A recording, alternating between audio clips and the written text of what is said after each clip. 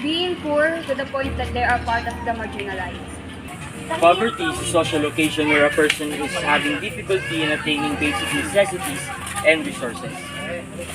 Did you know that the Philippines poverty threshold for a family of 5 per month in the first 6 months of 2021 was estimated at 12,082 pesos or $240? And that as of the first half of the last year, the Philippines poverty rate stood at 23.7%, which is roughly 26.14 million Filipinos out of the 110.8 million. Sometimes it feels like that number should be bigger, and that's already pretty big. I can see that. That's still an overwhelming number though. It's eye-opening. I think that we know it exists. We just don't always see it. But when we do, we're reminded of what we have and what others do. And that there is a social struggle and gap between our people. Inequality.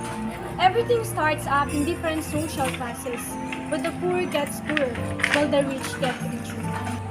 Corruption in government. So much money is going to the government and promises of help doesn't really push through enough times to the point that where we can see the change. There hasn't been a change in a while, I think. Low to moderate economic growth is one. Low progress in poverty reduction.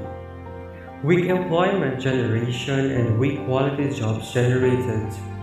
High levels of population growth. High levels of inflation, inequality. 4 out of 10 poor families in urban areas do not have decent living conditions. Most of the poor households in urban areas reside as informal settlements in slum areas of major cities like Manila. The majority of poor Filipino households have only achieved basic levels of education. Here are some government programs that aim to combat the poverty. Ambition 2040 and the Philippine Development Plan 27 to 2022. Ambition 2040 in particular aims to eradicate extreme poverty by 2040 by targeting education, healthcare, and the overall economy. The Pantawid Pamilyang Pilipino program or PURPOSE is a human development measure of the national government that provides conditional cash grants to the poorest of the poor.